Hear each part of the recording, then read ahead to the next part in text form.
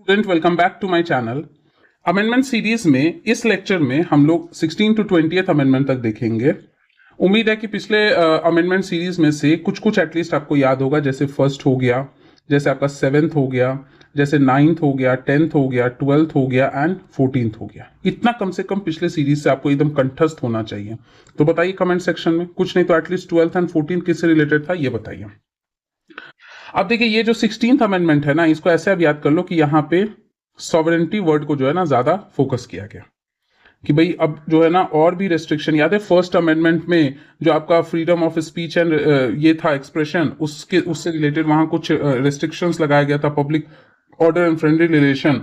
अभी और एक्सपैंड कर दिया गया, अब जो है ना कि फर्दर रेस्ट्रिक्शंस और लगा दिया गया किसके इंटरेस्ट में, सॉवरेंटी एंड इंटेग्रिटी।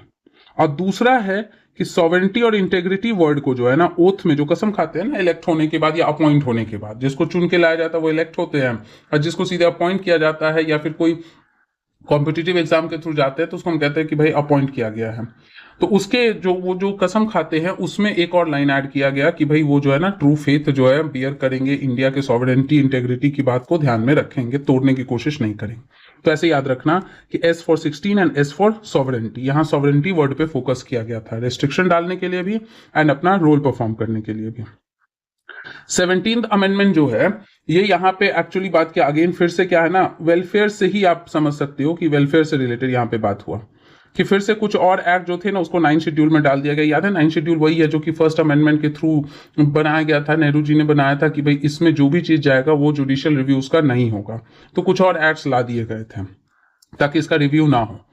और क्या है कि prohibited the acquisition of land under personal cultivation. जो पर्सनल चीजें हैं, अब ऐसा नहीं कि कुछ भी जिसके पास ज्यादा लैंड है तो आप कुछ भी गवर्नमेंट जो है सबका लैंड लेते चलेगी, नहीं। जो कि आपका एकदम पर्सनल है वो आपकी पर्सनल डिमांड को, और एक तरह से ये लूप होल का भी काम कर गया और फायदे का भी काम हुआ, दोनों चीजें, हर एक चीज का ना फायदा नुकसान दोनों कि एक ये फायदा ये हुआ ना कि जिसका भाई उससे रोजी रोटी चल रहा है, उससे वो खा रहा है, वहां रह रहा है, उसको कोई हड़प लेगा तो वो कैसे रहेगा, दूसरे के वेलफेयर के चक्कर में अपना वेलफेयर खत्म हो जाएगा। तो उसको जो है ना इंश्योर किया कि ठीक है ऐसे नहीं लेंगे, आपसे परमिशन एडिक्वेट जो पेपर वर्क है वो होगा, देना चाहते तो आपको एडिक्वेट कंपनसेशन भी दिया जाएगा। लेकिन यही था कि लूप होल का भी कारण बन जाएगा। आप लोग समझ सकते हो कि लोग इसमें क्या है ना कि अपने किसी भी जमीन को किसी तरह तोड़ मरोड़ के पर्सनल वगैरह बता के और क्या करेंगे कि जो उतना उपजाऊ, जो उतना अच्छा जमीन नहीं भी था उसको पर्सनल और इंपॉर्टेंट बता के ज्यादा कंपनसेशन ले सकते हैं या अपने पास रख सकते हैं, नहीं दे सकते हैं। तो कई सारे प्रॉब्लम्स भी हो सकते हैं, कई सारी अच्छी बात भी है। 18th अमेंडमेंट जो है उतना कुछ खास आपका इंपॉर्टेंट नहीं है, बट हाँ ये कह दिया गया कि हाँ अब स्टेट, पहले क्या था ना कि स्टेट से स्टेट ही बना सकते हैं, लेकिन अब यहाँ एकदम क्लियर कर दिया कि आप स्टेट को, दो स्टेट को जोड़ के बना सकते हो, दो या दो से ज्यादा को, या एक स्टेट को आप मल्टीपल में तोड़ भी सकते हो, यूनियन टेरिटरीज को भी आप कंबाइन करके बना सकते हो। यूटी का भी यहाँ पे जिक्र कर दिया गया।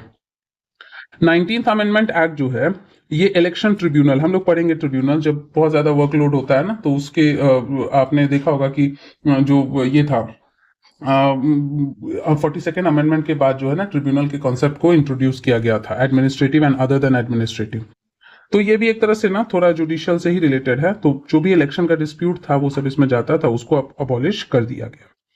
20th अमेंडमेंट एक्ट जो है ये भी कुछ खास इंपॉर्टेंट नहीं है, बस ये बताता है कि कुछ डिस्ट्रिक्ट जज का अपॉइंटमेंट हुआ है यूपी में, जिसको सुप्रीम कोर्ट ने कह दिया था कि वॉइड है, बट बाद में कहा कि नहीं ये सही है, वैलिडेट कर दिया। जिनका अपॉइंटमेंट था, जिसको पहले बोला गया था वॉइड है कि नहीं है, गलत है, उसको बाद में क्या कर दिया गया था कि वैलिडेट कर दिया था, स्वीकृति दे दिया गया था। तो यही तक था हमारा 20th अमेंडमेंट। आप इसको इसमें से कम आपको एटलीस्ट कह सकते हो कि 17th अमेंडमेंट जो है उसको, 16th अमेंडमेंट जो है उसको ध्यान में रखिएगा। यहाँ के इस लेक्चर से इंपॉर्टेंट 16th अमेंडमेंट है, उसको आपको ध्यान में रखना है।